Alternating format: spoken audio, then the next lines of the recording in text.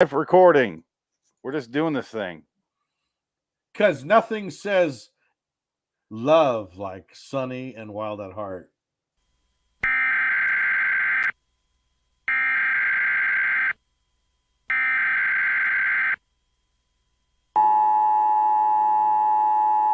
This is not a test. This is your emergency broadcast system announcing the commencement of the B-movie battle sanctioned by the government of Wonderland. Swear words of Class 4 and lower have been authorized for use during the show. All other swear words are restricted. Wonderland officials of ranking 10 have been granted immunity from the show and shall not be harmed.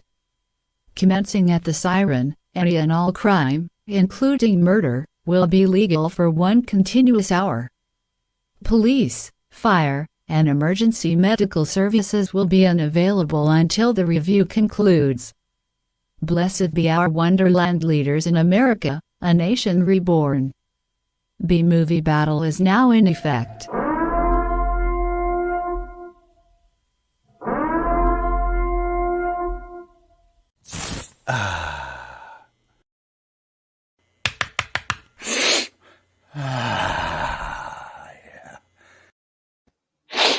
Welcome to B-Movie Battle episode 70, Nick Cage Cast episode 47. You could have turned that off at any time, but you chose not to, Dick.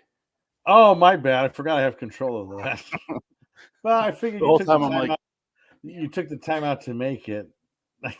I'm on the big screen. I should just go up to the screen where I can play with things. There you go. You're looking out for my well-being as far as spending time on clips. I appreciate it. Yeah, I think it's important. The link doesn't bother me, but I also made the thing, so yeah, who knows? Anyway, Welcome to B-Movie Battle. I am Phoenix West. Dick Dickett. Today, literally today, I watched Wild at Heart. Dick, you watched it yesterday? I watched it yesterday, and actually it was the first time I'd ever watched it. Wow. I've seen pieces of it, but I never watched the whole thing. And I'm glad I finally sat down and watched it because I really enjoyed it. I thought it was very good. I really liked this movie a lot. It's a movie I put off watching because you hear Laura Dern, you hear David Lynch. They've worked together a lot. And then you throw in the Nick Cage effect.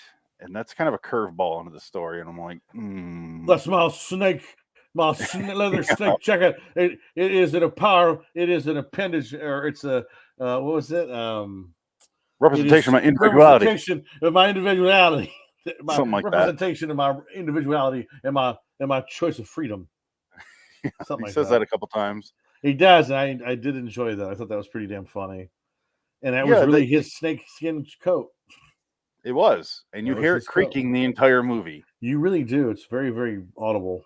Especially that scene where he's sitting at the bar with Willem Dafoe, and he's drinking the beer, and Willem Dafoe's like, "You were going to go do this job. Nobody gets hurt." Weird meth teeth. His teeth. Yeah. You think that's on purpose?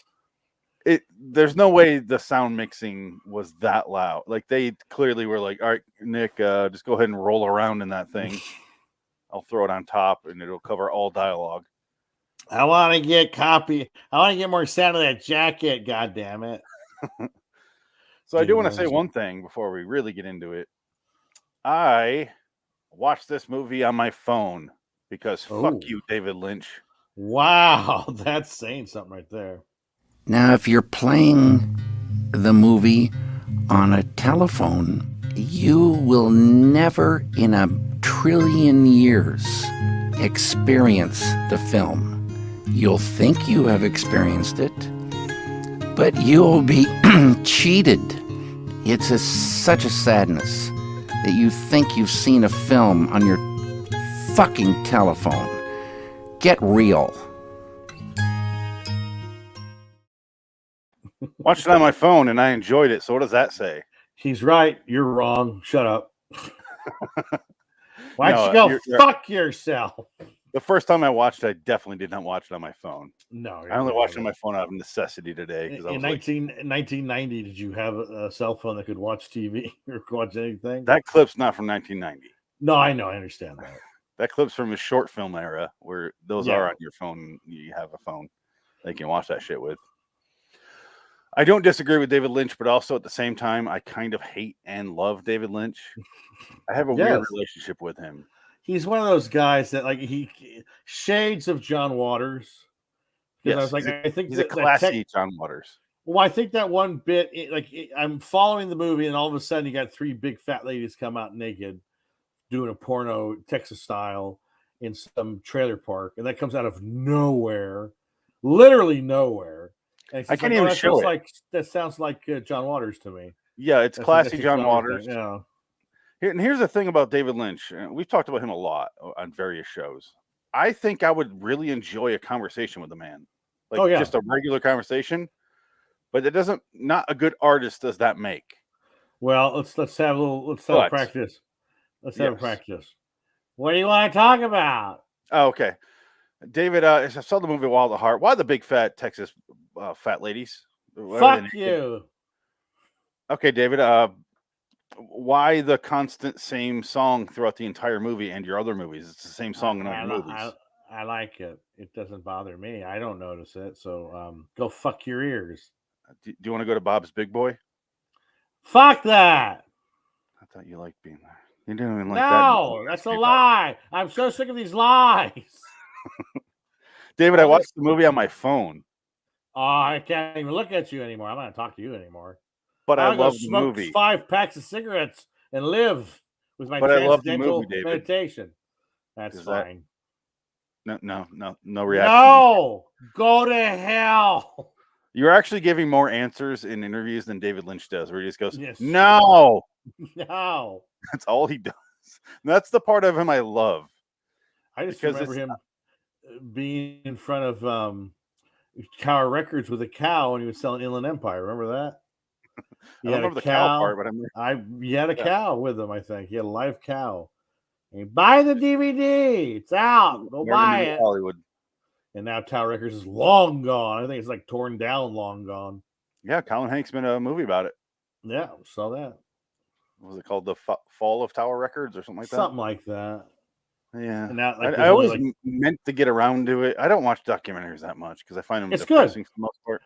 Yeah. I think the best part is when Elton John is walking around the Tower Records on Sunset and he's buying like $5,000 worth of records.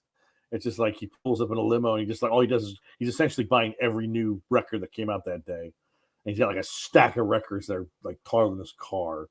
It was quite impressive. Just okay. All David LPs. Lynch, no.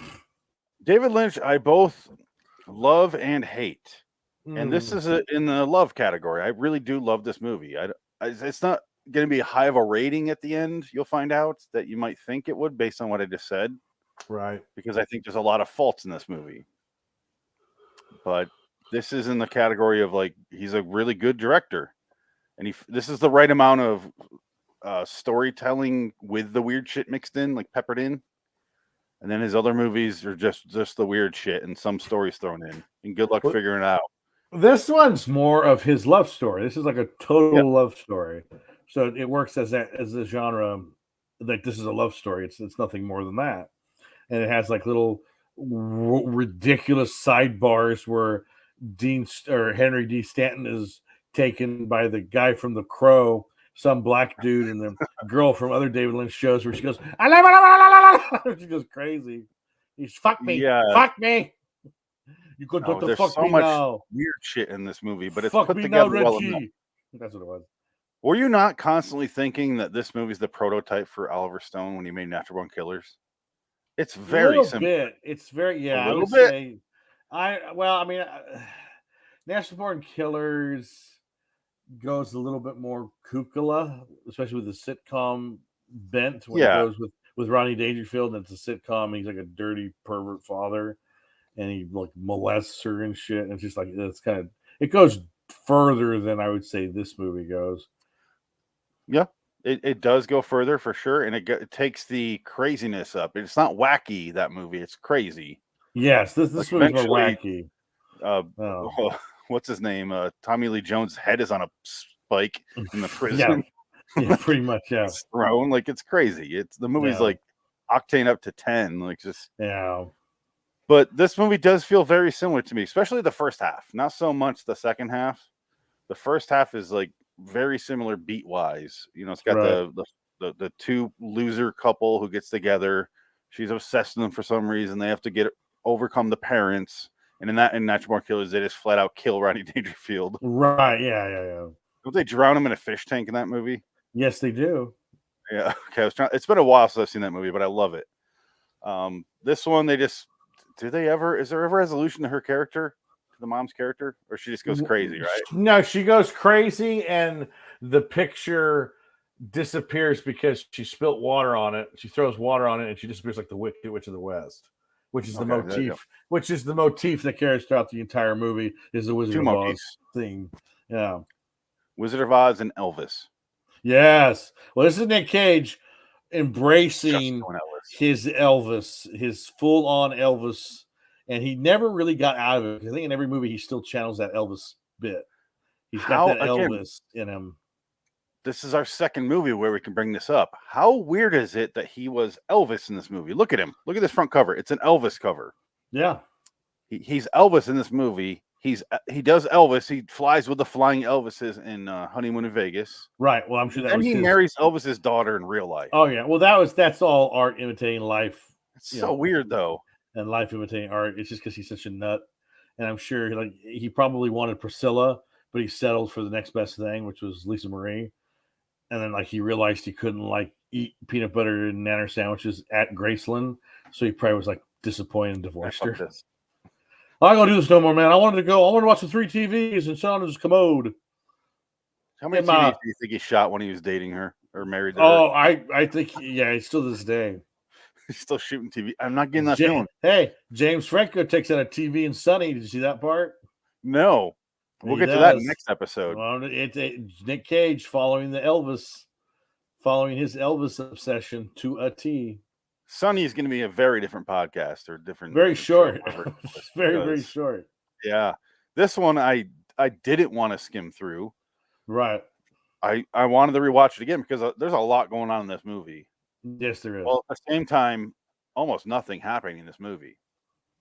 I wouldn't say that. A few plot points, but there's a lot of minor stuff that adds up to the movie, and that's kind of David Lynch's It's just David Lynch always likes those random weird characters that are behind the scenes and the big bad guys, and there's always naked chicks in the background doing something weird, and they're into weird fetishes, and he looks at the club foot of that woman, he's like, ugh. He gets all horny. Look at the big club foot of the whatever that woman is. You see Willem Dafoe flat out finger banging over the pants of. Oh yeah, and then he goes, "What was it? Say you won't fuck me. Say fuck me. Say fuck me. Say fuck me." And then he goes, "Maybe later." That was. I'm a little busy right now. Maybe later. That I fucking died laughing when he pulled that shit, when he just jumps off. Hey, you want to fuck like a rabbit? You've been a rabbit? You want to fuck like a rabbit? I thought rabbits would be fast.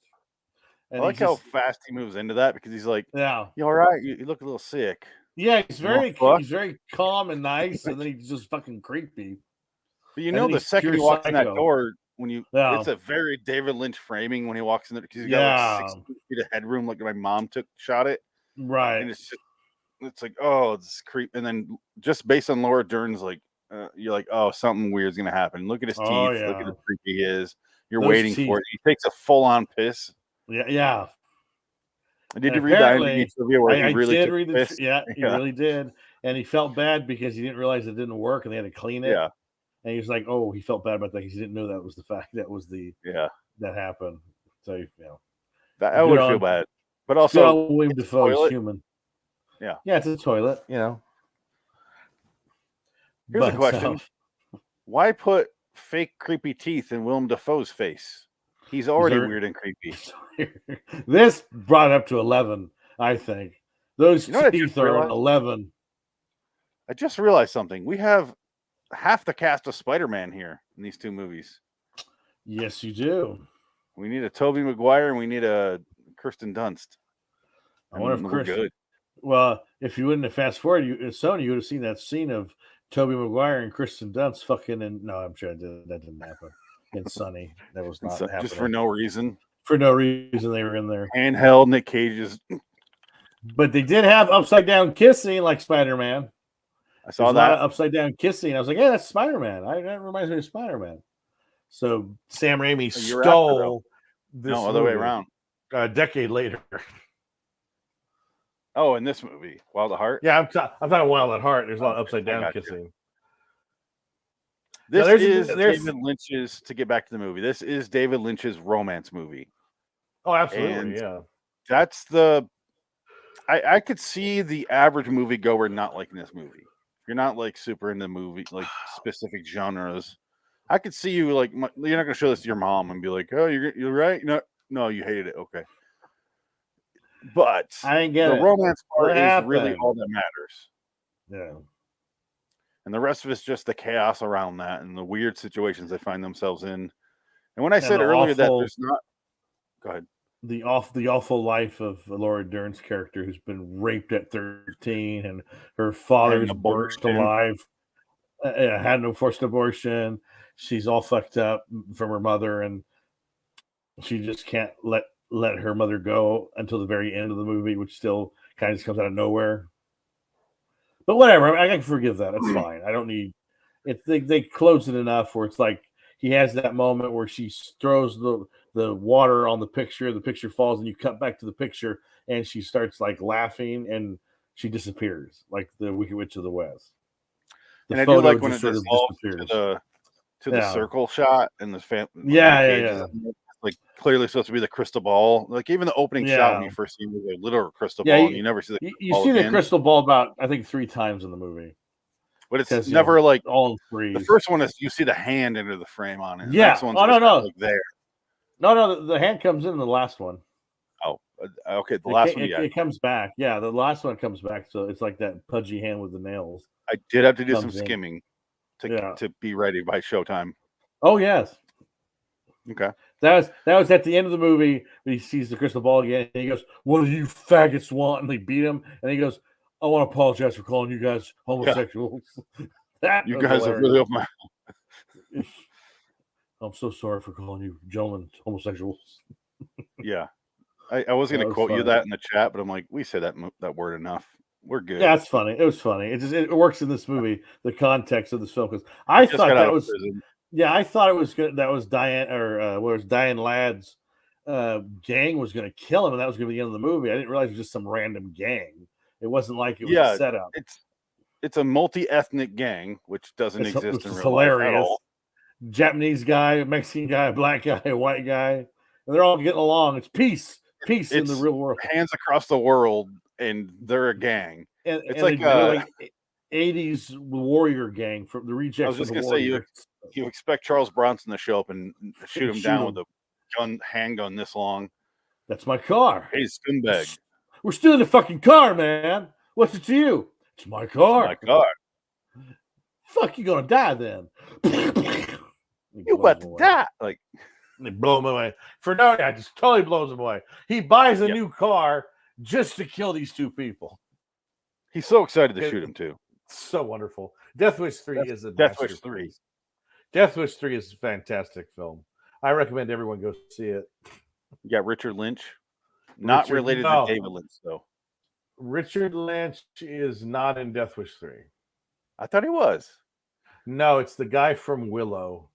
He's the bad guy on Willow. He's the bad guy in this movie. Is Richard Lynch in Invasion USA then? Yes, Richard Lynch is in Invasion USA. Same movie. Same idea. Same ending. But Invasion USA is much more boring, whereas Death Wish 3 is just a magical film. It is. Death Wish 3, you don't need to watch the rest of them. Oh, God, no. Don't even bother. They're fucking terrible. Don't even watch the first one. No. Unless you want to see the same steps. Charles Bronson fill a sock full of pennies and fight people, because that's how he starts off. He has a sock full of pennies. I picture the script for one of the Death Wish movies, and like every time it says the word like wife, I just picture like the writers for the second one, like one of those autofill things, and it's like girlfriend. Right, yeah. The next one's like best friend. Yeah. Best friend gets raped and killed. Oh, all right. It's the same fucking movie. It's love interest dead. Friend dead. Has a gun shipped to him in the mail. Blows away 5 guys. His father raped and murdered. Yeah, exactly. Okay, Daddy, Death Wish. Daddy, why? Why did they do this to you, Daddy? I'm 90. I'm 105 years old, son. Why? Oh, father. Oh my God! I'm going to take them out. I can't believe they raped and murdered my 106-year-old father. I cannot believe this. You're going down. My cop. He's my dad. Yeah, I'm fucking this old guy. What's it to you? He's my dad. My father. He's my father. He's not even Asian. I'm not either. What? What are you? I'm not. I don't know. I'm not sure. I think I'm Hispanic. No, not really. I think I'm Jewish. Actually, I might Filipino be Jewish or native, and I or Mexican, and I sound native. Yeah, I think he's Bronstein. I think he's Charlie Bukowski or something. Sounds like something you guys talk about in your hate group. We're not here to discuss that. Oh no, it's a love group. I love Charles Bronson. There's a director, David Lynch, on DVD process original making a featurette on here. Yeah, that was Lunch Counter extended interviews. I don't have this on Blu-ray because it's expensive. It's one of those like collector. I saw it on sale. It's $17 right now on Blu-ray on Amazon. No. I just saw it. It's the same thing. It has the same special features and everything. I almost bought it. I was like, I might buy that. It's the same thing, but it's Blu-ray. Now, is that a Criterion? No, this is just regular. See, that's interesting. Usually Lynch is Criterion all the way. You know what was weird about this movie? The first time I watched it, I was like watching the movie and I'm like, oh, Laura Dern topless. I didn't expect that in a million years. I just assumed she's one of those actresses that never did that. Well, she said she doesn't normally do nudity, but she changed her mind for this movie. It's not like an actress. I'm like, yeah. I'm just like, oh, Laura, okay. Well, I mean, she's got going on. She's not bad looking, but yeah, it's like, wow, that's the shock. You come out of nowhere. Yeah. Oh, honey, you fuck so good. Because it cuts to her the first time you see it, and she's putting her bra. I'm like, oh, Jesus. Yeah.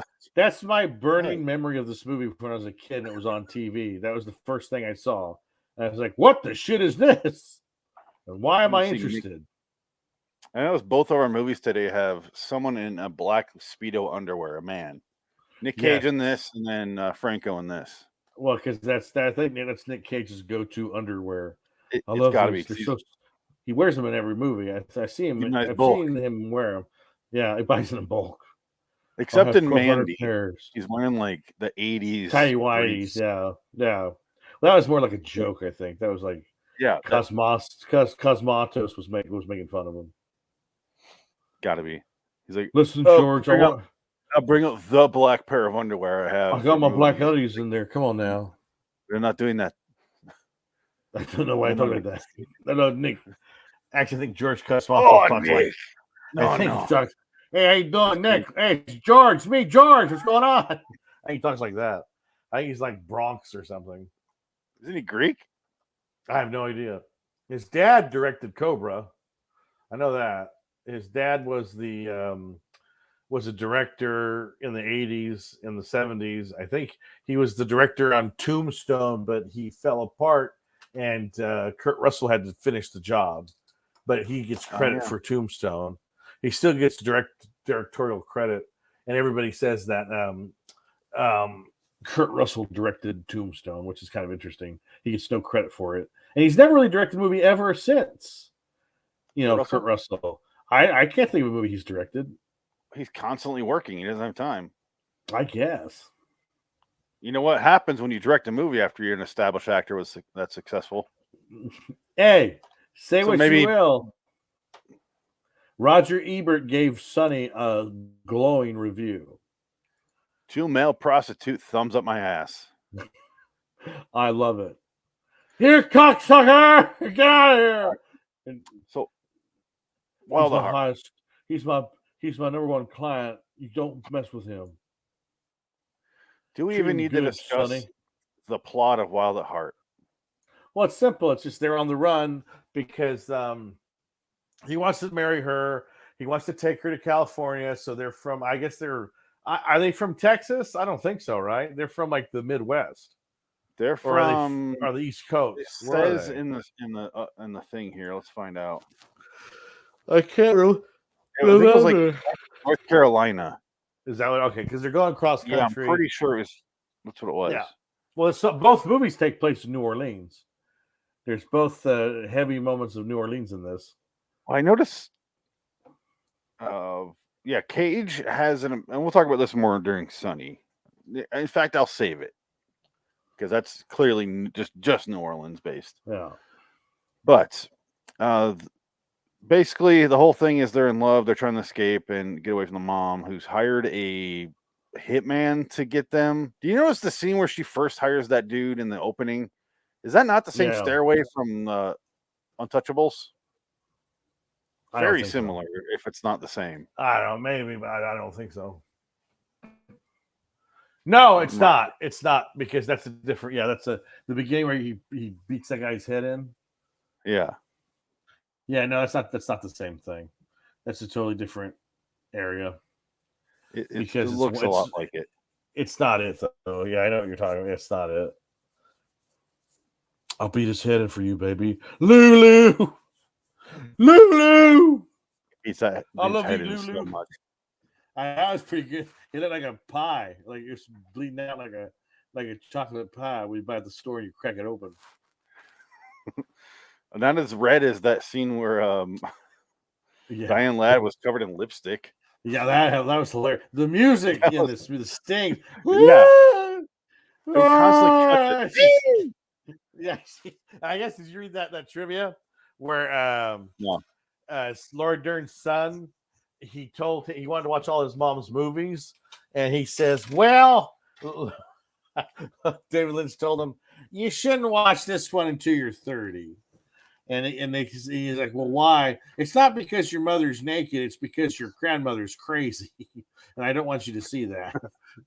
So I guess that was the reason why he didn't want him to watch it. Because she goes for it. She is all in. She is on she's her great own for most of the scenes. Doing a fantastic thing. She's got that hand thing where like she's crazy. And like that hand, she's got that hand gesture where she's like, it's just, she's obviously unstable, and she just goes with it. It's great. She does such a great job. She's a wonderful villain in this movie. I'm looking at her really Laura Dern's. She's still working.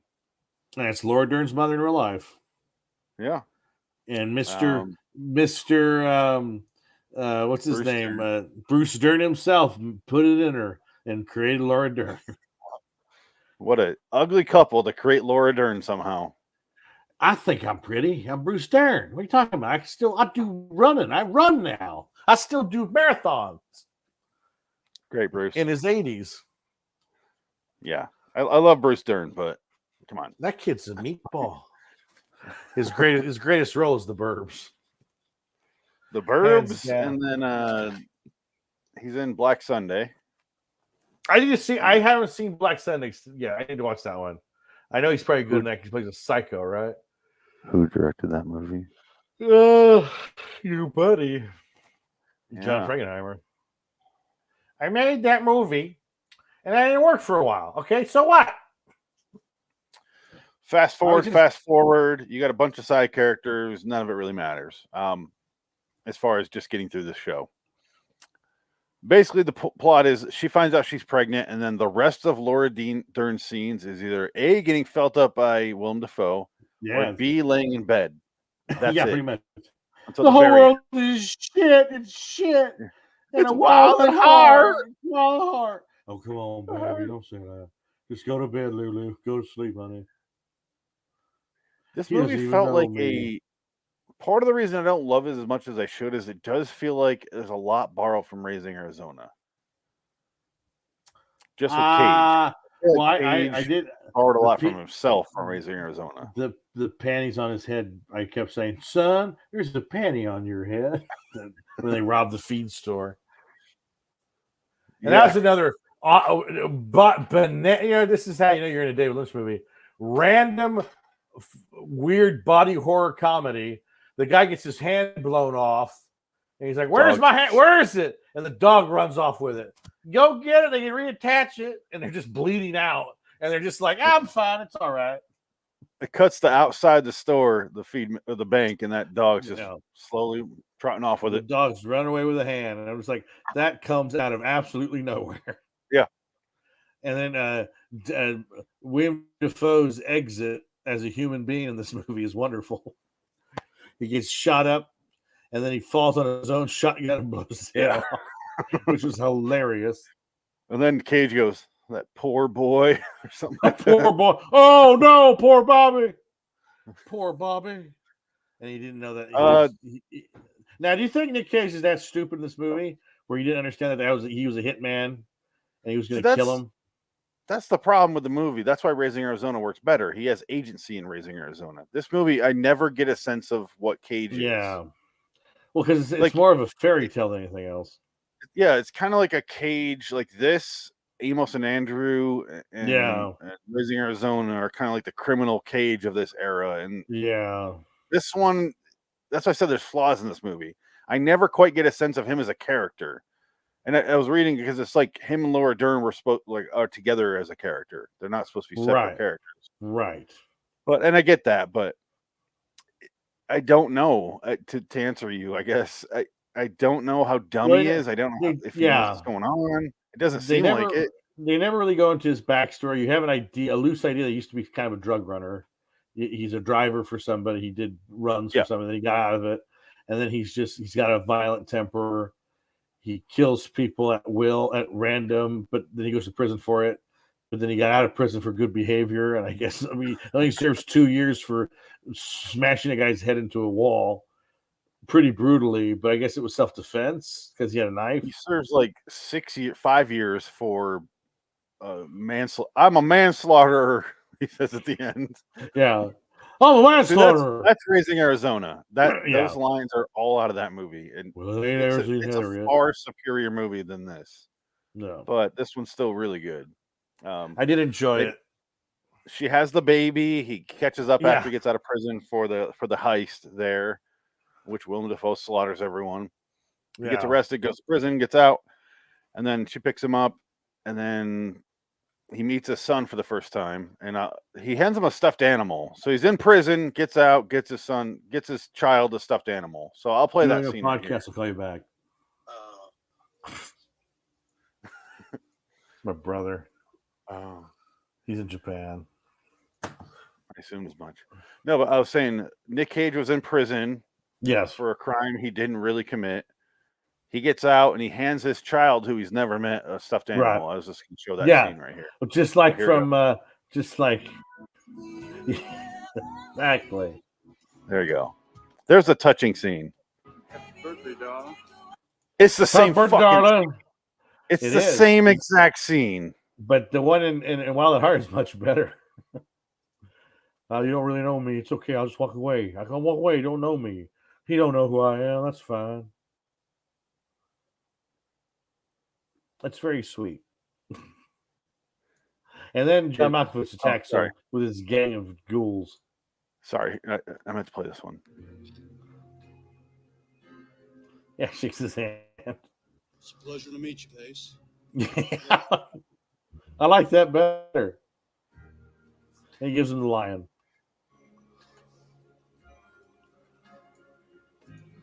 I will help my friend with diabetes find a shot of insulin. You better love that song because you're not going to stop hearing it in this movie. I really didn't notice. It didn't bother me, so I didn't really hit on that.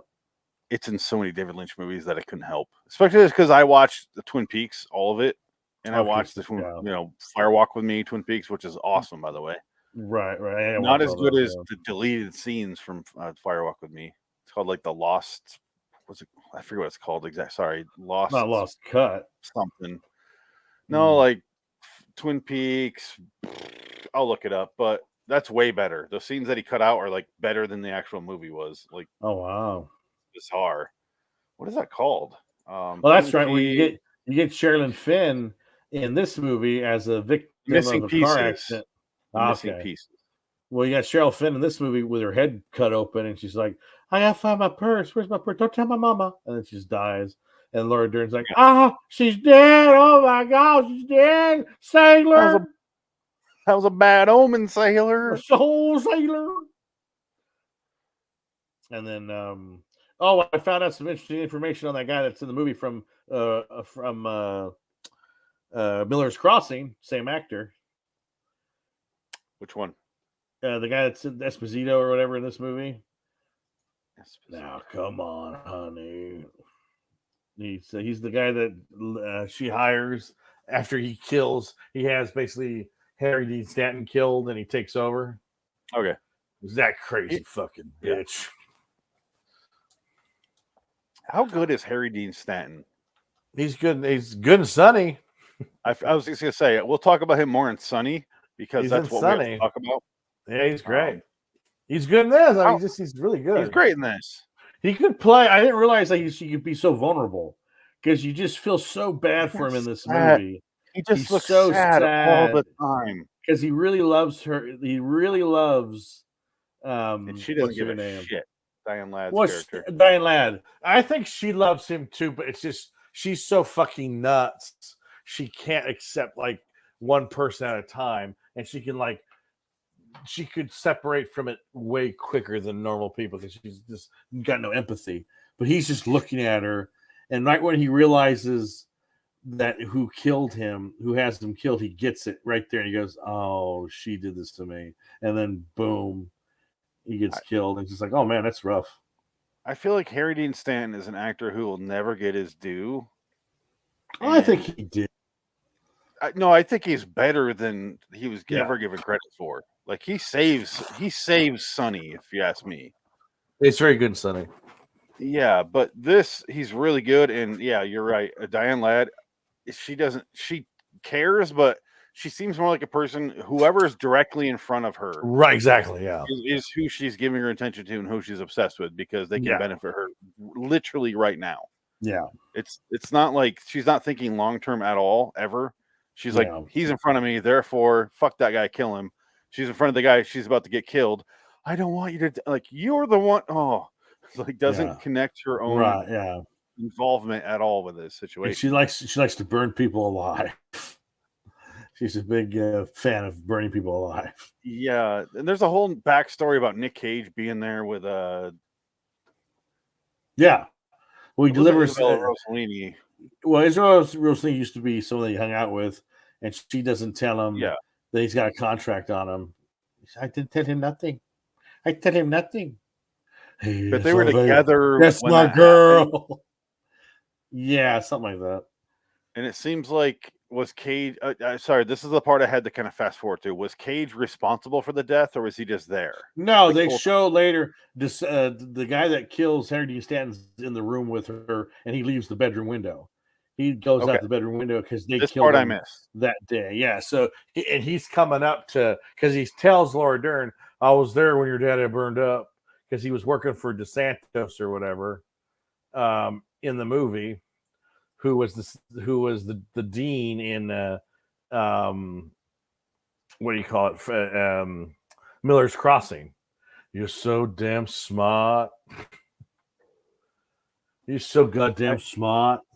I had to make some choices to fast forward through, and it was pretty much every scene with Isabella Rossellini. I was like, she's barely in it. Can't understand her anyway. Fast forward. She's doing her best Pulp Fiction impression. Before Pulp Fiction. And blueberry pancakes. I also do want to mention that Pruitt Taylor Vince is in this movie. Then for about 2 seconds. He is young. So young in that scene, though. He was just in Jacob's Ladder, and then he shows up in this movie. Yeah. And then also Jack Palance, or not Jack Palance, but Jack. I wish. No, what is that guy's name? Jack. I'm in this, David I'm in this movie too. Oh, the guy who Eraserhead. Yeah, why can't I think of his name right now? Jack Dance. I can't remember. I had to look it up. Who his died? Double O School. Who died tragically because somebody was addicted to something. They died of an overdose, and he lost his wife or something, or what was it? I'll have to look it up. I don't remember. His career, I guess they were saying he was like this close to being a superstar. That guy, because he always missed out on the parts that when he was always second choice for these big parts, which was really kind of sad because like it just shows you his death. Yeah. What was it? No, you're right though. He spent like 5 years making Eraserheads. He didn't cut his hair. That's how committed this guy was. The dude's loyal as hell. Yeah. And from all accounts, is a super dude. But and he's really good in this. But the problem is he has David Lynch dialogue from Twin Peaks. Yes. So this was when he was making Twin Peaks. Is that what it is? Okay. And the dialogue is nonsense. Remember, he's like, "My dog. I lost my dog." Yeah. See, I didn't mention what kind of dog, but you're picturing it. And meanwhile, I'm sitting here going, literally did not picture any dog. You said dog. I heard the word, didn't picture a dog. You probably think a collie.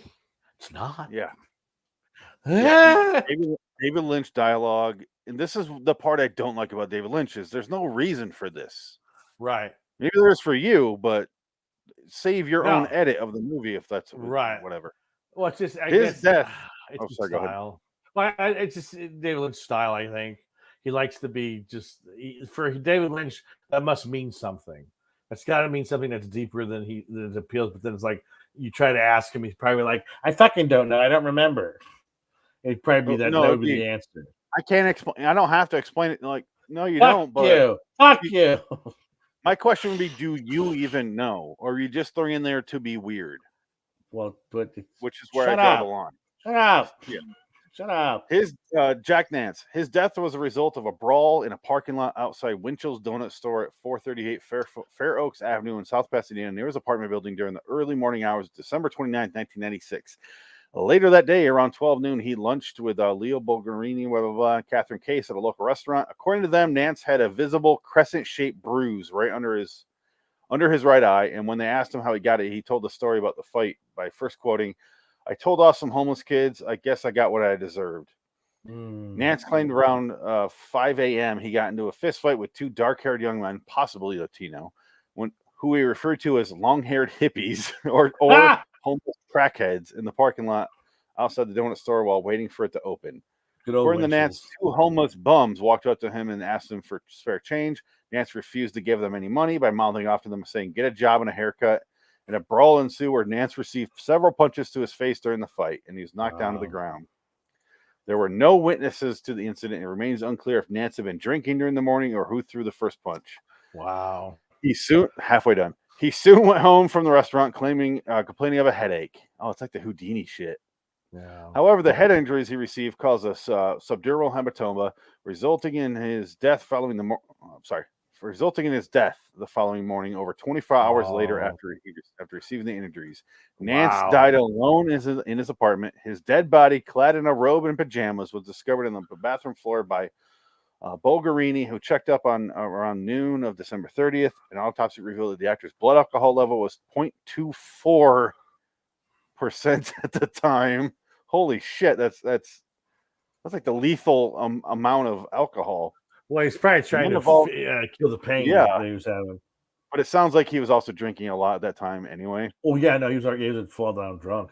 Yeah. The men involved in the brawl that led to Nance's death have never been arrested or identified. The police are treating Nance's death as a cold case. Yeah. I know it's a lot, but it's sad as shit. Son-in-law of Jerry Van Dyke, nephew-in-law of Dick Van Dyke. Did not know that. Yes, because I think... No, because she committed suicide. Jerry Van Dyke's daughter was married to him, and she committed suicide. Oh, here we go. She was a druggie addict as well, and that didn't help him out toward the end there. Suffered from alcoholism most of his adult life and was in AA recovery off and on for over 10 years prior to his death. No. Well, I think he had before he died. So yeah, I think he had so much depression, probably because of the whole I was this close to being something, and now all I am is a Eraserhead. It's like that's all I'm ever going to be. And he probably he came this close to being big star, and it just didn't happen. I think he's great in Twin Peaks. Well, he's good. He's a good actor. It's just he just could have been bigger. He could have been successful. Yeah. He probably looked at he was living in a fucking apartment at 45 years old, or however old he was, and he's just what? 60. Where did my this is my life? What the fuck? This is it. I have nobody loves me. She killed herself. That's all I have in that department. 53. Yeah, I just all I have is booze. So it's going to keep me company. And he's in almost all of David Lynch's movies at that point. Yeah, Eraserhead, Blue Velvet, Dune, Wild at Heart, Lost Highway. Yeah, It just. I don't know if he's an Elephant Man. I don't think so. No, he's not. He's Yeah, in Johnny 'cause I think- Dangerously. He's in the Blob. Yeah. I forgot he's in the Blob. We just did that on the last in the episode Blob. of the show, or Yeah. however many ago. Yeah. Yeah, he put him in Twin Peaks: The Missing Pieces, and he also put him in the new Twin Peaks show, the 3rd season there. Right. Where everyone after he made that show died. Yeah. Well, The entire cast died after that show. Let's be honest. They're all older people. I know so why, It's not like but it's not supernatural. people lived to their 90s, and they all died like 67 or 72. Yeah. All of them died within the same year and a half range. Yeah. It's weird. And Miguel Ferrer. He was 50. And he was young. 50. Yeah, that was I think he was exactly 50 when we looked it up. Yeah. Were you the one who told me that? Oh, no, I think it was Perry. Told me that his first day in Hollywood, he was driving, trying to find somewhere to eat, and the first celebrity he met was Miguel Ferrer. And they talked on Sunset Boulevard. He was in his car, and he goes, "Hey man, do you know where a place?" And he goes, "Oh yeah." And he said he was super nice, gave him directions, made sure Perry knew how to get there. And he says, "Oh yeah, it's a great place to go eat. So try that place out and just make sure you get there now." And blah, blah. He was very sweet. And this was at Sunset in Hollywood, or Sunset in Highland, where the stoplight was. Cool. Getting all this information from him, which is hilarious. I'm so pissed I wasn't there. Miguel Ferrer. I could have met someone from the stand. That was Perry's first celebrity encounter in Hollywood when we lived there. That's hilarious. Mine was Mel Gibson. Yeah, that was a good one. When we moved there, and I got to meet him and talk to him, so it was a little bit different. I can't remember who my first was. I don't know. Did he treat you good? Mel? And Mel? It's Melvin? Mel. Yeah, it was fine. No, Mel was nice. Mel's Mel, you can't stop him from doing what he's going to do. Mel's Mel. I don't know. I hate when people do that with celebrities. Did he say that to you? No. I'm saying. Listen, Phoenix. Mel got to be Mel, okay? No, when you hear someone else describe a celebrity, John's John. Like in this movie, David Lynch. David's going to be David. Right. Yeah. Like, oh my God, just say he's an asshole. Just say he's an asshole and move on. I'll respect you. Right. Well, so yeah, I give this movie an 8 out of 10. I really enjoyed it. Really liked it. I gave it a 7. Yeah, I give it an 8. I did like it more than I thought I would. So it's time to get to where did Sonny? I rate it? Bling! Nope, those are the credits. Oh, well, there you go. Bling! You don't even know your own. You don't even know your own brands. Boom. There you go. Yeah, that makes sense. I put it at 15 for movies, 9 for Cage, because Cage is really good in it. He is good in this movie. Yeah, he's very sedate and calm in this movie, even when he's being goofy. He only has one yelling scene. Yeah, and when he sings and when he does his kicks, he does a lot of kicks in this when he dance. I just want to dance, baby, and all he does is kick. Like he's kicking in the air. That's all he does is when he dances. He does his Elvis thing. He sings loves 2 Elvis songs in the movie. He was kicking like Prisoners of Ghostland. Yeah. Hey. That's his thing. That's his go-to. But now we have to discuss the second part of this journey, which is the Nicolas Cage directed Sonny, starring Jimmy Franco. IMDb rating for Wild at Heart. IMDb 7.2. I put it at 7. You put it at 8. That makes sense. Yeah. Yes, we're good there. Yeah. I just have some faults with this movie. All of it is in structure wise for me. That's right. It. But that's just personal preference and yada yada yada. I'm to the point where the little things in movies make them better. So if they're weird or awkward or bold choices, I'm kind of like all for them because it's not boring. So I'm like, okay, at least it's not boring. I used to now be so everything is against shit. that, but yes. But now, because now everything is so fucking boring and pedestrian, bland. It's vanilla cereal toast. Nobody takes chance. All medium, close up, wide shot. That's it. No one takes chances with shots or some kind of like even actors. All the actors now are boring because they're all like fucking Instagram models. They don't have any talent and they don't have any style or charisma. They're boring. They suck. Nope. This is a Hollywood is Dead conversation. We'll talk about this later. I'm sorry. Yeah, no. Whatever. I was going to say something that would really break it open and lead to a really big discussion that would be pointless Blood for everywhere. Yeah, exactly. Blood everywhere. So let's talk about. Let's Sonny. get out of here. Let's move on to Sonny. Let's finish up this show, though. Let's put our final nail in the coffin of this one and hear our outro here. Well, I thought we had to talk about Sonny, and this was the Battle of the Bees. This is the same episode. Nope. Is it not? Look above. Oh. Well, this next episode.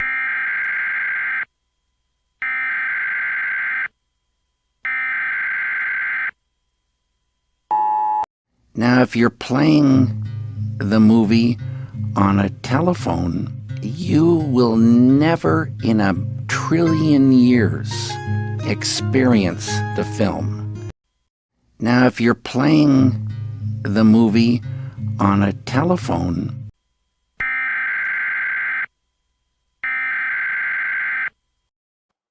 Good night, everybody. I stopped the podcast right before you clicked that off. I was like, he's about to hit it. All right. Yeah. So end broadcast here. No, we're still doing Sonny. It's just to be in a different video, different audio. Yeah, I have to go. We're doing back to back still. Leave the broadcast going. Change the background and the. That's it. Actually, just the background. I forgot to play the outro credits. Fuck it, doesn't matter. That's all we did. Actually, I'll change the background because it's right here. No, it's supposed to be this. Did I play this? No, I didn't. Whatever. It doesn't matter anymore. Nobody's watching. No, these are definitely for later. We don't ever get any live viewers. You know that. We had one person. We had one person watching. Did we? It said one. It said one on the eyeball. I don't even look anymore. Yeah, I always look. We had 2, and then we had 1, and then we had 0. Cool. Maybe it was Nick Cage. Wouldn't that be weird? Hey, they're watching my show. This is great. They liked Wild at Heart. Oh man, I feel real good about that. One live recording.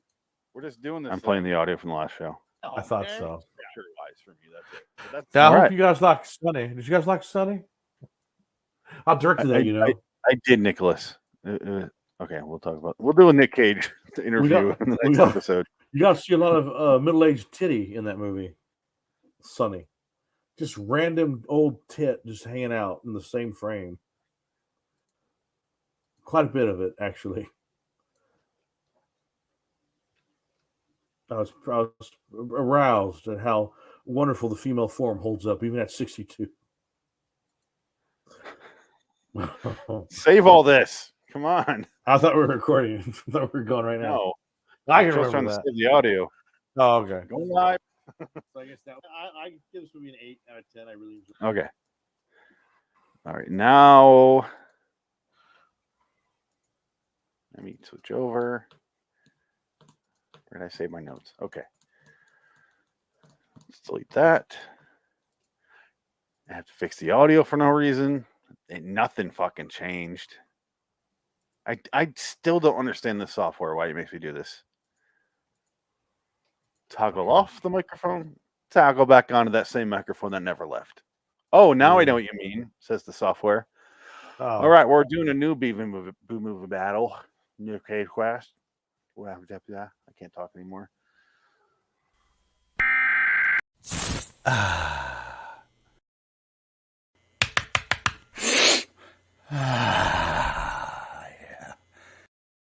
Hello, citizens. Welcome to B Movie Battle 71. Nick Cage Cast 48 for Sonny 2002. I am Phoenix West. Dick in it. Oh, and they change our names, or at least I do, but whatever. I'm just going to leave it. That's the last episode.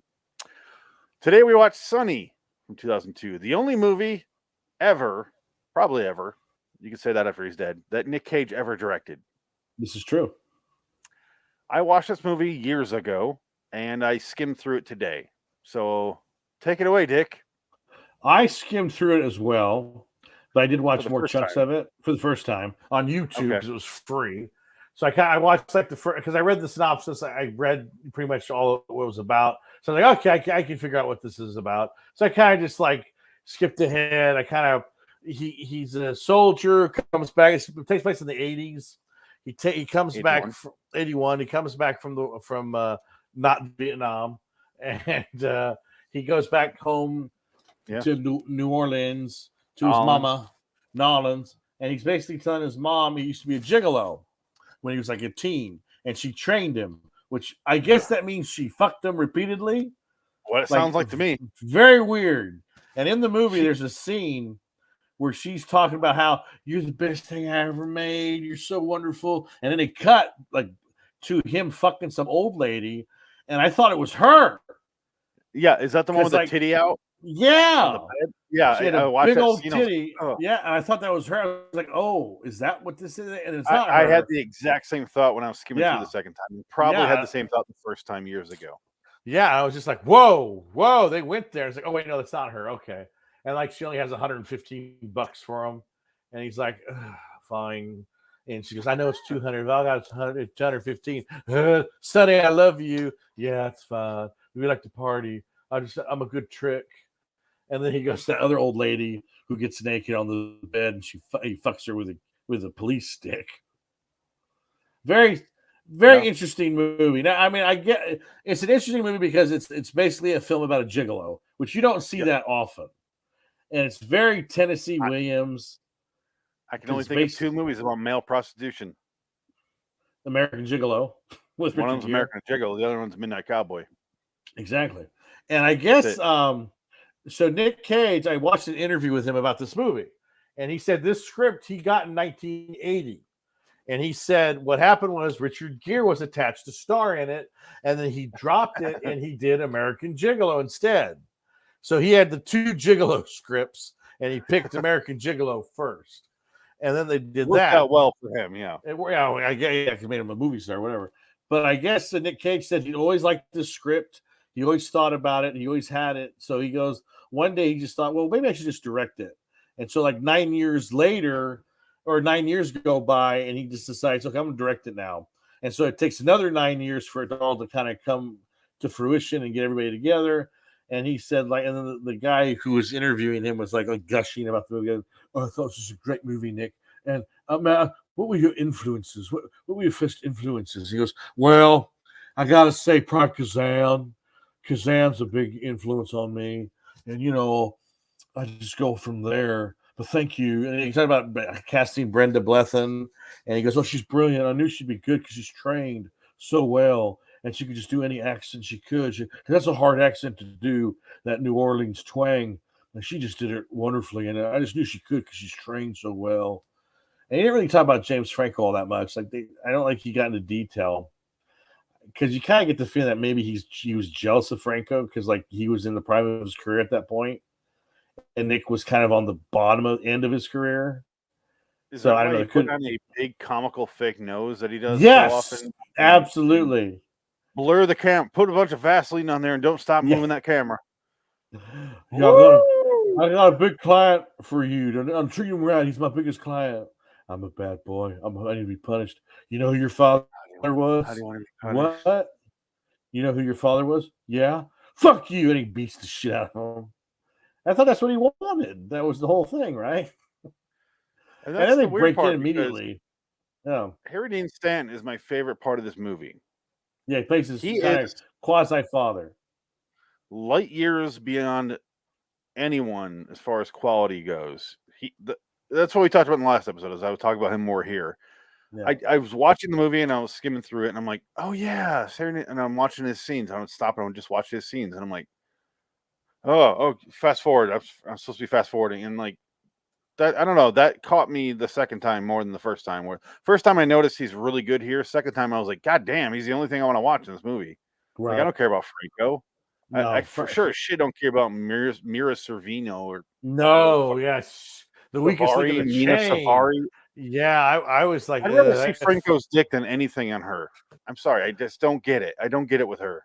I did like that bit where he was with Jimmy Kahn's son, Scott Kahn, because he's going to give him a bookstore job or something, and he basically fucks it up because he screws someone that lives in the building, and she's like, like she's addicted to cough syrup, and that throws James Franco into this fit because he thought these people were normal and they're just as bad as everybody else, and he's just like, "You're a fucking junkie, fuck you!" And he's naked, throwing these bottles around. She's naked. And she's naked. Big old fake titties. Big old nipple titty. Big old nipple titty.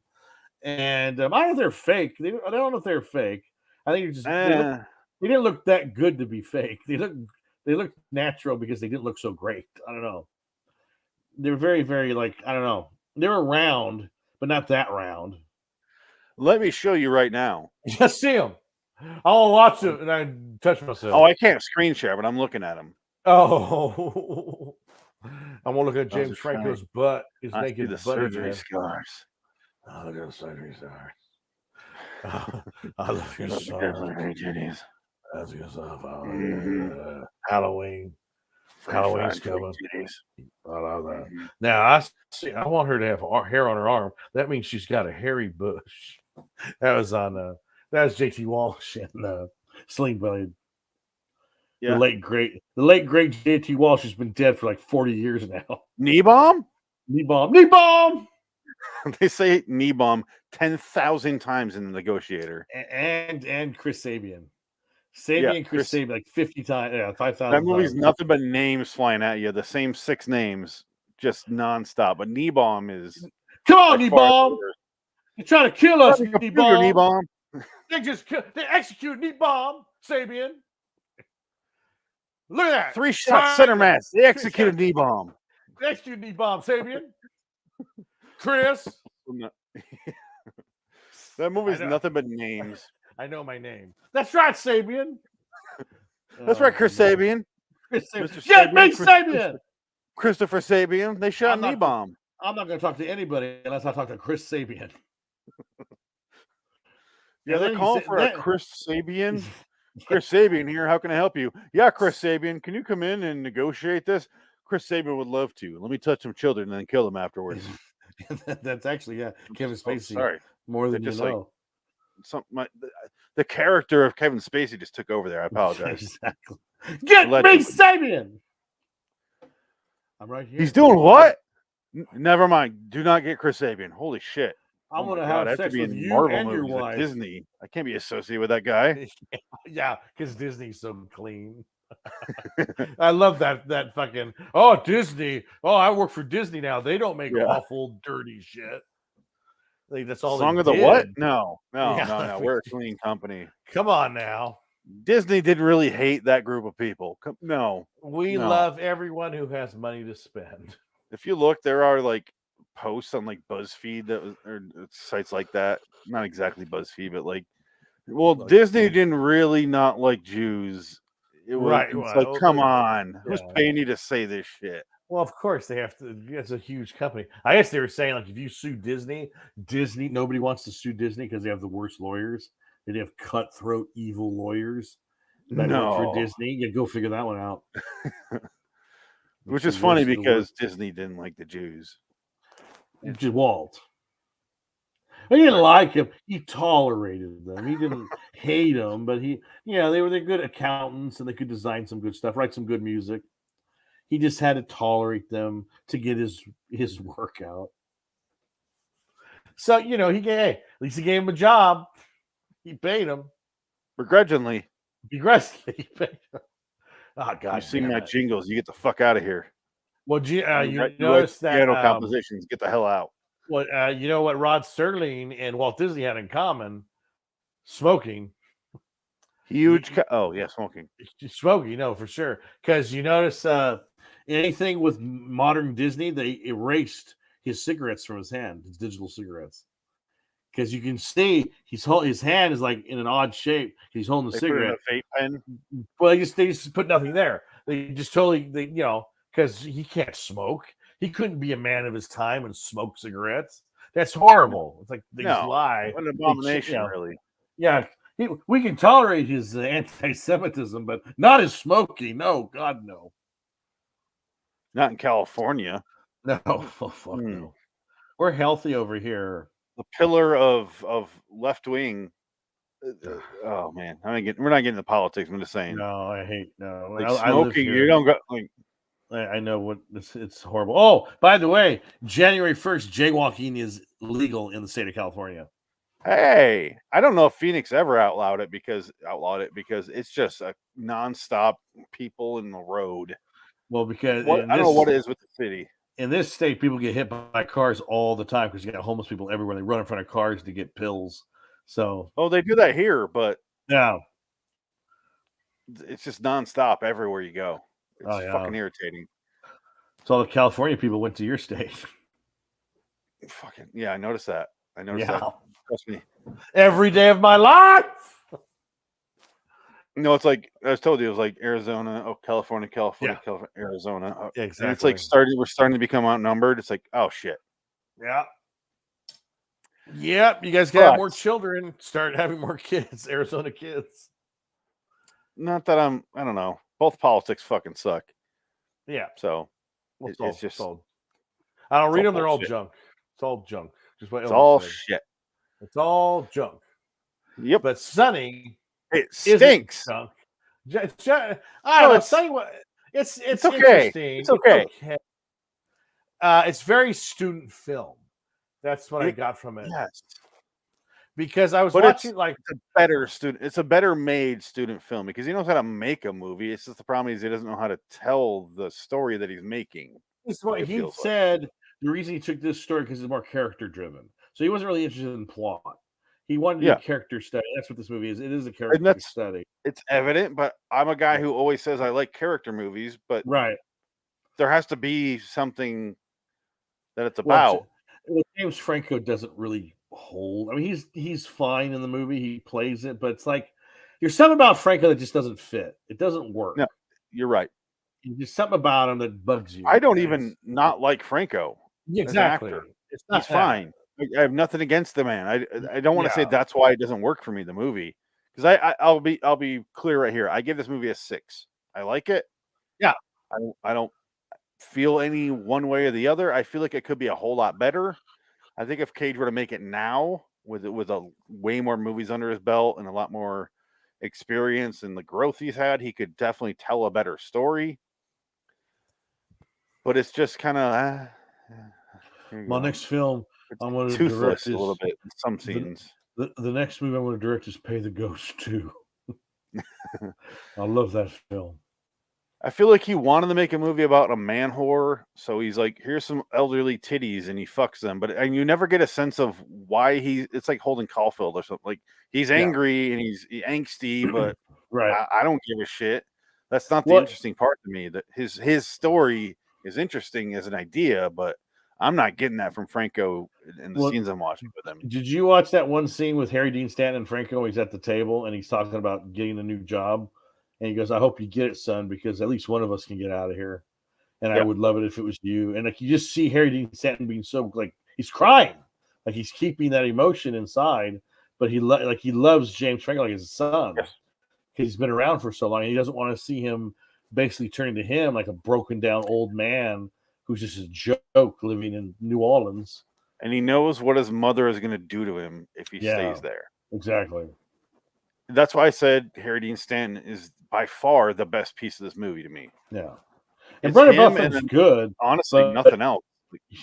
I like Brenda Blethyn. She's a good actress. She's done a bunch of stuff. She's good. But but Harry Dean Stanton definitely is like when he's playing Jim Rummy. But that's what made me die laughing was when he goes, oh, things are looking up for me. And he backs that car. He gets hit by a fucking Mack truck and he blows up.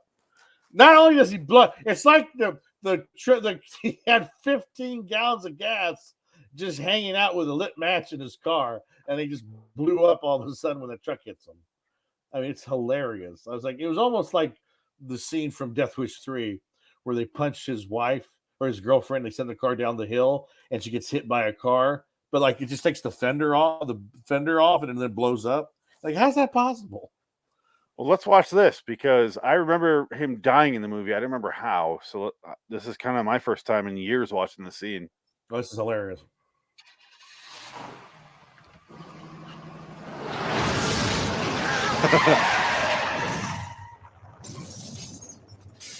That's why it's like, how did that happen? And it immediately cuts them at a funeral. Yes. Well, they cut to the hat and then they cut to the funerals, that stuff. But which is fine. The movie I don't mind explosions like that because it's not an action movie, so it doesn't really matter. No, but it still just makes me laugh because it's like, how it does that happen? Comical.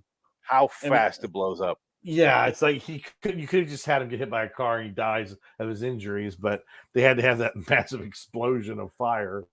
It's like those are the scenes I wish they had behind the scenes footage of, where Cage is like, "Oh, you want to do like it's like talking to like the special effects dude," and he's like, "Yeah, oh, all right, let's a little bit of flame. Okay, I could see that. It's a movie. We gotta.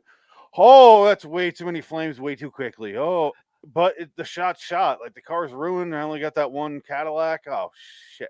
Okay, like, it's in the movie, I guess. Okay, that's fine. I want to see those scenes. You went up in a fireball, Henry Harry. It's fantastic. Give me my individuality jacket, if you will. Wear my snakeskin jacket. You're gonna hear it all night long. It's like a little pattering of feet running around a room. But so that happens, and the movie itself is fine. It's just it's a character movie, and at the end of the movie, you think it has an ending that's a positive, but then it doesn't really quite end up that way. And it's like it's a very, very student film / wannabe foreign filmmaker ending of a movie. So, what is the deal with Nick Cage in New Orleans and Las Vegas? Well, New Orleans, he lives there, or he used to, because he said that he bought property there. He lived there for a time, and actually, I don't know if it was IMDb or the interview where he talked about he bought this house where they shot the movie in. He bought it to shoot the movie in, and he goes, after the movie was done, he goes, I didn't know what to do with it. So it was like he bought this property in New Orleans for a movie, and then he's like, well, I don't know what to do with it now. Like he doesn't understand that you could rent it, you could make money renting it out, or like he had no concept of that. So I thought that was kind of funny. I guess that's why he owed the government $30 million in taxes, because he doesn't understand how business works. Well, then he spent $500,000 on dinosaur bones at one point. That'll do it. I can write that off. I'm going to play a paleontologist, man. I'm going to write that off. It's research. I got dinosaur bones. At least he was smart enough where he bought stuff that would actually increase in value, even though it's stupid when you think about it. Like dinosaur bone would not a whole lot of inflation on that, like a lot of investment, but something he could sell, like artwork you can sell again and make money off. Yeah. Well, he sold all his properties. So I mean, he's not buying Sega Dreamcast or something, something that's not going to make money. I did know that he painted his house black. I know that because I met a contractor that worked for Nick Cage, and he said, "Oh yeah, he's kooky. He's a kooky guy. He goes against the norm." And it's just like, yeah, but Nick, you can't really have a black house because X, Y, and Z. He goes, "That's fine. I don't care. I want everything black." And he goes, fine, whatever. And then they have much moisture collecting in the inside of your attic. Well, they explained to him why you can't have a black house, and he's like, "That's okay. Don't worry about it." And then like 6 months after they did it, he's like, "Okay, yeah, you have to change it all back to give us some color." It's like he changed his mind. And it's like, well, you just spent all that money. You can spend that money again to repaint. So it's like, that's how he's a spendthrift. He doesn't give a shit. The man doesn't stop working. No. I don't care. Yeah, more power to him. I don't, you know what I mean? Well, does he not stop working because he owes so much taxes, or does he not stop working because it's not like the movies he's making are great films? Let's just be honest. This is the Bruce Willis effect. He's making money. He's making all these movies to get money up front, to basically in a scam, a complicated pyramid scheme with all these Hollywood, these producers that like to take the American dollar and turn it into $5 to go shoot a movie in Bulgaria or something. This is where I'll disagree with you a little bit. He's not phoning it in like Bruce Willis does.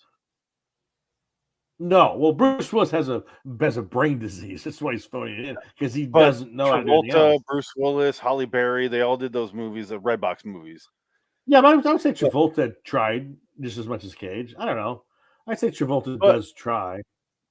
Okay, so they're in a face-off, if you will, exactly on one side, and the other two people that we mentioned there, they're just doing what they can to survive. And Halle Berry, it worked out because she's like doing legit movies now again. Kind of. Bruce Willis is kind of, he's got his own thing going on that is separate. Bruce Willis, I'm not even going to comment on because it sucks, but also the guy's a huge asshole before this happened, so fuck that guy. Yeah. I have no sympathy for Bruce Willis because he was an asshole before that. Why do I care? I didn't like him before all this happened. Yeah. And what's happening to him was not an excuse for. It doesn't excuse what he was like before that. It's more of an excuse of what he's like recently, doing all these terrible foreign movies for money.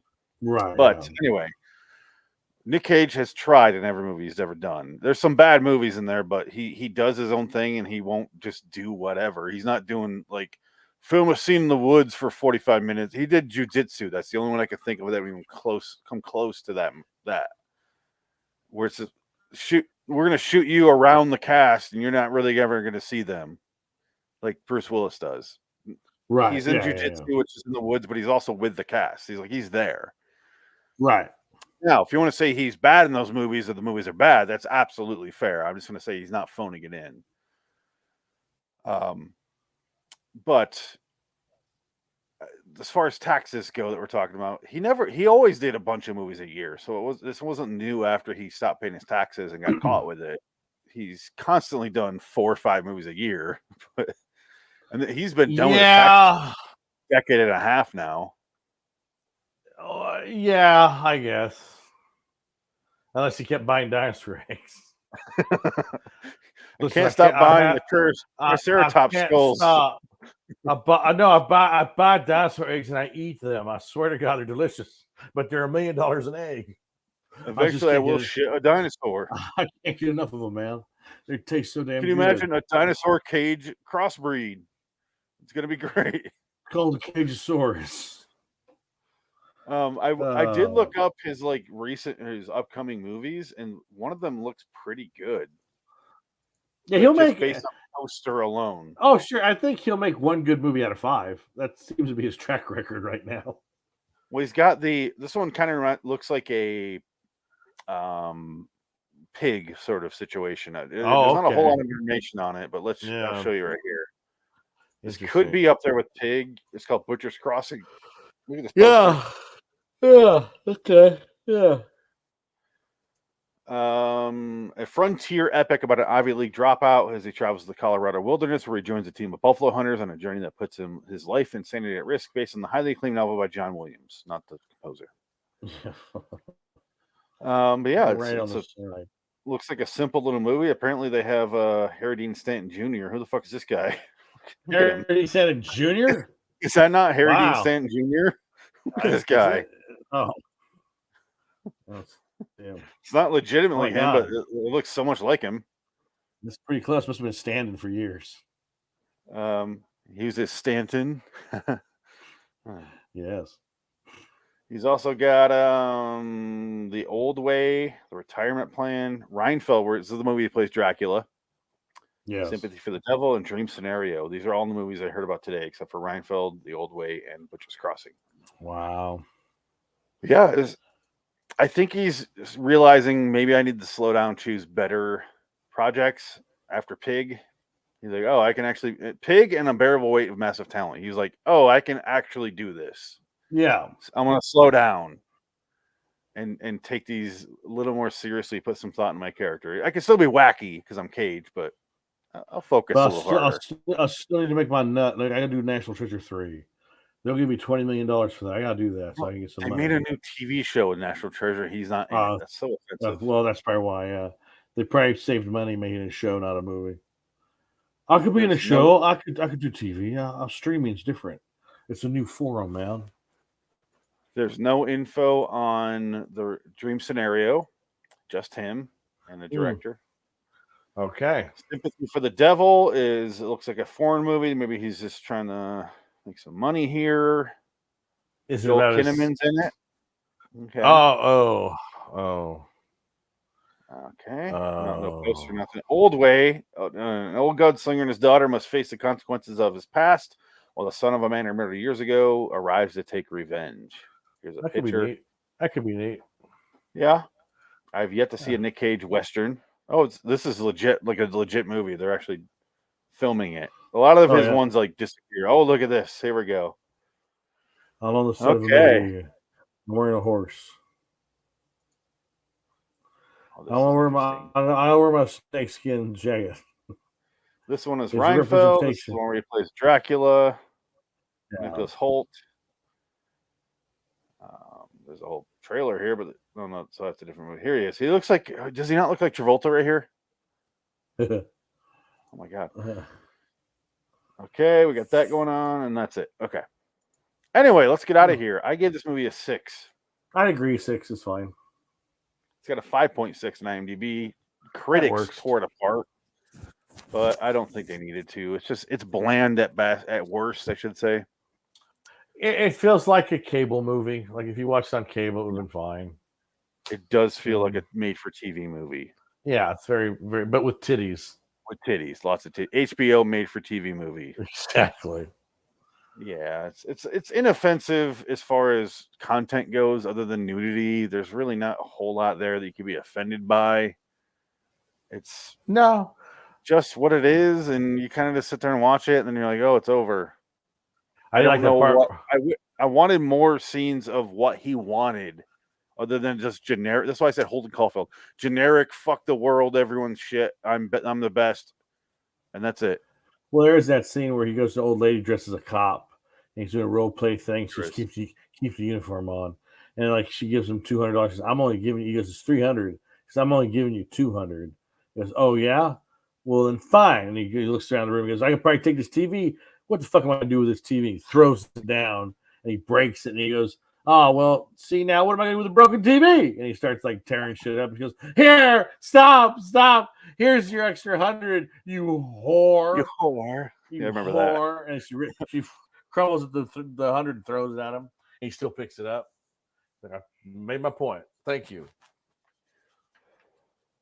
You're welcome for the dicking. My mama taught me that. Well, he didn't use his dick. He used the No, and I still wish she was like, oh, the that's nightstick. Wait, what? Your mom? Oh, did you fuck your? Oh, I like that more. That one scene. Even for New Orleans, that's fucked up. I know. That's why I have a lot of issues, and I'm Holden Caulfield. It's just I'm angst incarnate. I'm pure angst. But I just wanted a scene where he like was doing something other than moping and trying to do something that was vague. You know what I mean? Yeah. Like, well, I mean, character movie, but he drove what he wanted. He drove his Trans Am like he liked it. Remember, Mina Savari blew that dude for a car. Yeah, is that what that was?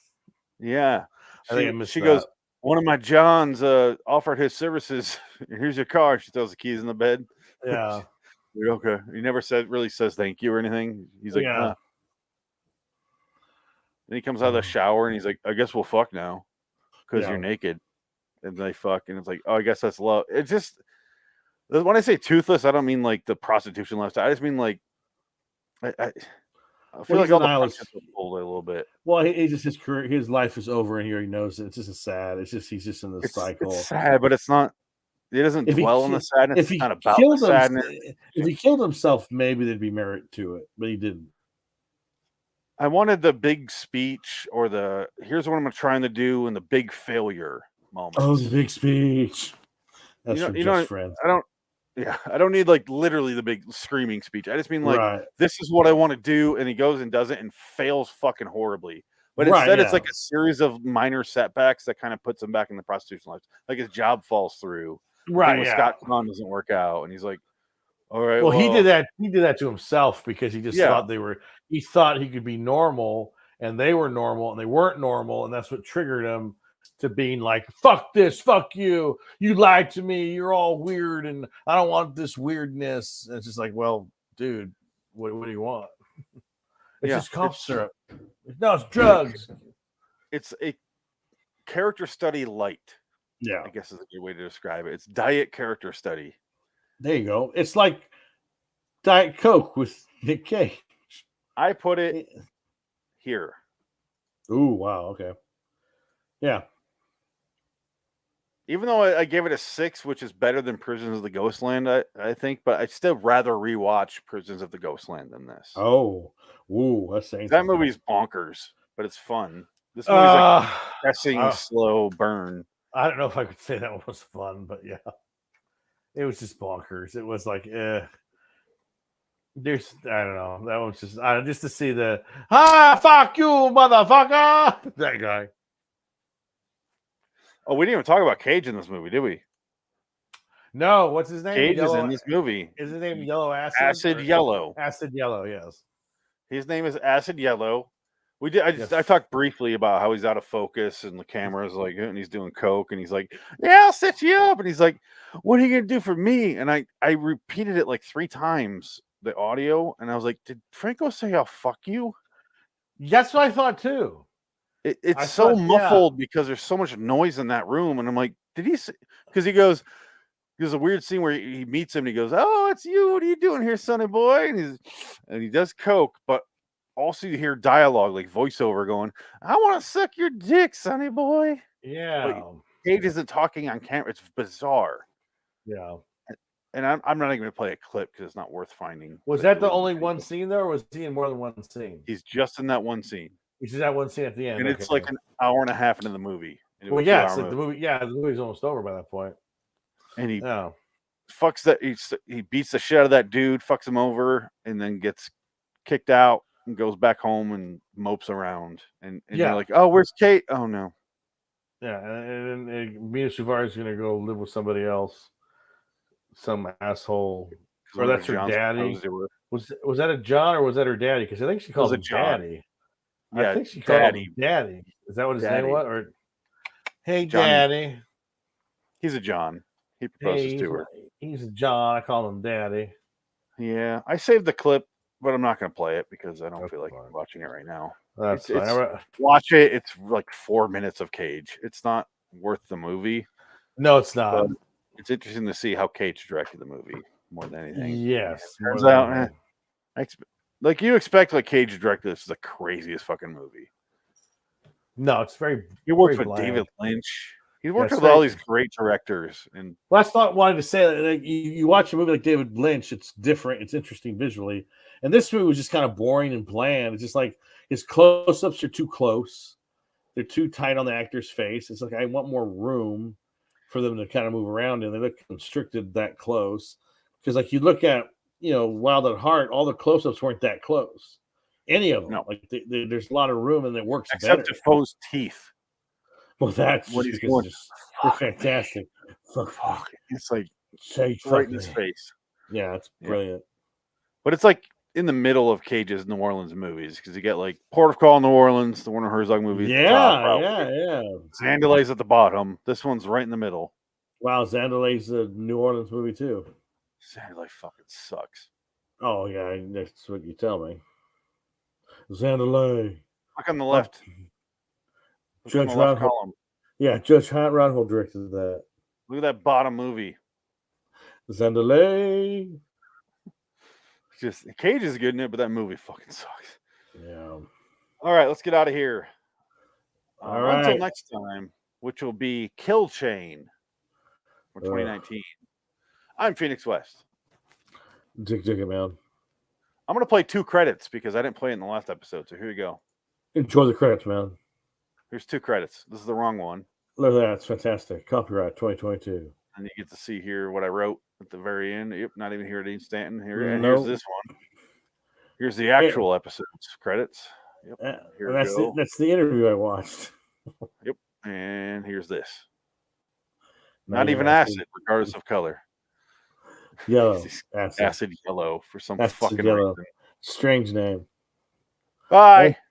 Bye, man. I'm Acid Yellow. Good night. See you in hell.